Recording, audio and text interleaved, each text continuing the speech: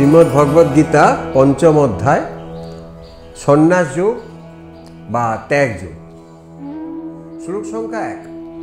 অর্জুন বলল, কৃষ্ণ, তুমি একবার কর্মত্যাগের আবার কর্মযোগের প্রশংসা করছো। এই দুইটির মধ্যে আমার পক্ষে যা শ্রেয় হবে সেই একটি নিশ্চিত করে বলো। শ্লোক সংখ্যা 2। কৃষ্ণ বলল, অর্জুন, কর্মত্যাগ এবং কর্মের অনুষ্ঠান এই দুই রকমই কিন্তু কর্মফলের মোহবন্ধনের মুক্তিদায়ক। তবে এই দুইটির মধ্যে কর্মত্যাগ থেকে কর্ম অনুষ্ঠানের পথ উৎকৃষ্টতর। শ্লোক সংখ্যা 3। যে ব্যক্তি অন্যের কোনো প্রাপ্তিতে হিংসা করে না, আকাঙ্ক্ষা শূন্য, সে যদি কাজও করে তবু তাকে কর্মত্যাগী বলে জানবে। অনুরাগ, দ্বেষ, সংশয় শূন্য ব্যক্তি অনায়াসে কর্মফলের বন্ধন থেকে মুক্তি পায়। অপরিচ্ছন্ন। এবার শ্লোক সংখ্যা 4, 5, 6, 7। অপরিচ্ছন্ন বুদ্ধিবিশিষ্ট বা অজ্ঞ ব্যক্তিরা সাংখ্যযোগ ও নিষ্কাম কর্মযোগ পৃথক বলে, কিন্তু পণ্ডিতেরা তা বলে না। সাংখ্যযোগ দ্বারা যে ফল লাভ, নিষ্কাম কর্মযোগও একই ফল লাভ করা যায়। এই জন্য এই দুই রকম যোগকে যে এই দৃষ্টিতে দেখে সেই প্রকৃত জ্ঞানী। নিষ্কামভাবে কাজ না করেই যদি কর্মত্যাগ করা যায় তবেই তা দুঃখের কারণ হয়, তার সিদ্ধিলাভ করা দুঃসাধ্য। কিন্তু নিষ্কাম কর্মযোগী অল্প সময়ে ব্রহ্মজ্ঞান লাভ করে। অর্জুন আবার বলছি, সংযত চিত্ত, নির্মল চিত্ত, জিতেন্দ্রিয় নিষ্কাম কর্মযোগী নিজের ভেতরে এবং অন্যের মধ্যেও একই পরমাত্মার অস্তিত্ব অনুভব করে। সব রকম কাজ করেও কর্মের বন্ধনে আবদ্ধ হয় না। শ্লোক সংখ্যা 8, 9। প্রকৃত তত্ত্বজ্ঞানী কাজের মধ্যে থেকেও উপলব্ধি করতে পারে যে তার দর্শন, শ্রবণ, স্পর্শ, ঘ্রাণ, ভোজন, গমন, নিদ্রা, শ্বাস প্রশ্বাস, কথা বলা, ফেলে দেওয়া বা গ্রহণ করা, চোখ বন্ধ করা বা খোলা, এই সমস্ত কাজই তার ইন্দ্রিয় বিষয়গুলোর জন্যই করছে। সে নিজে অর্থাৎ তার আত্মা কিছু করে না। শ্লোক সংখ্যা 10। যার অহংভাব লুপ্ত, যে আসক্তি থেকে মুক্ত, যার ব্রহ্মের কাছেই সব কর্মফল সমর্পিত, পদ্ম পাতায় যেমন জল লাগে না, তাকেও কোনো পাপ স্পর্শ করে না। শ্লোক সংখ্যা 11, 12, 13। নিষ্কাম কর্মযোগী আসক্তি ত্যাগ করে চিত্তসিদ্ধির জন্য শরীর, মন, বুদ্ধি ও কেবল ইন্দ্রিয়ের সাহায্যেই কাজ করে। কর্মফলের আসক্তি ত্যাগ করে কাজ করে বলে পরম শান্তি লাভ করতে পারে। কিন্তু কর্মফলের কামনায় কাজ করে বলে সংযমে সকাম কর্মযোগী সংসার মায়ায় আবদ্ধ হয়। জিতেন্দ্রীয় ব্যক্তি বিবেক দ্বারা সমস্ত রকম কাজের কর্তৃত্বের অহংভাব শূন্য হয় বলে নিজেকে যেন কিছুই করছে না বা অন্যকে কিছুই করাচ্ছে না, এইরকম মনের ভাব নিয়ে সুখী থাকে। দেখো অর্জুন, এটা হচ্ছে শ্লোক সংখ্যা 14, 15।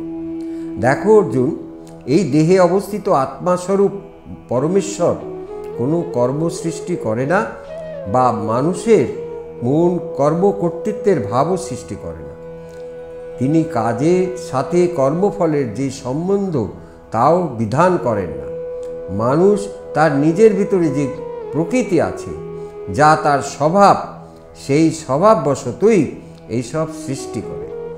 আত্মারূপী পরমেশ্বর কোনো পাপ বা পুণ্য নেয় না, অর্থাৎ মানুষের পাপ পুণ্যে তার কোনো দায়িত্ব নেই।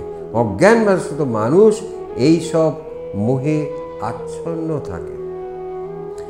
শ্লোক সংখ্যা 16, 17। আত্মবিষয়ক জ্ঞান দ্বারা যাদের এই ভ্রান্তি দূর হয়েছে, তারা সেই জ্ঞানের সাহায্যে উজ্জ্বল আলোর মতো পরমাত্মাকে উপলব্ধি করে। তখন আত্মাতেই তার মন বুদ্ধি নিবিষ্ট হয়, একাগ্র হয়। চিত্তের সব মলিনতা দূর হয়। এই জ্ঞানী পুরুষরা কর্মফল ভোগের জন্য পুনরায় সংসারে জন্ম নেয় না। শ্লোক সংখ্যা 18-19। প্রকৃত জ্ঞানী ব্যক্তি বিদ্বান ও বিনয়ী ব্রাহ্মণ, গরু, হাতি, কুকুর, চণ্ডাল সকলকে একই দৃষ্টিতে দেখে, সব কিছুর মধ্যে ঈশ্বরের অবস্থিতি উপলব্ধি করে। এই বলেই মানুষ পশুতে কোনো পার্থক্য অনুভব করে না। ব্রহ্ম যেহেতু সমস্ত প্রাণীর মধ্যেই সমভাবে অবস্থান করে, যাদের দৃষ্টি এইরকম সমভাবাপন্ন, অনুরাগ, দেশ প্রভৃতি সমস্ত দোষ থেকে মুক্ত, তারা ইহলোকেই সংসারের সব শোক, দুঃখ, মোহ জয় করে ব্রহ্মই লাভ করে।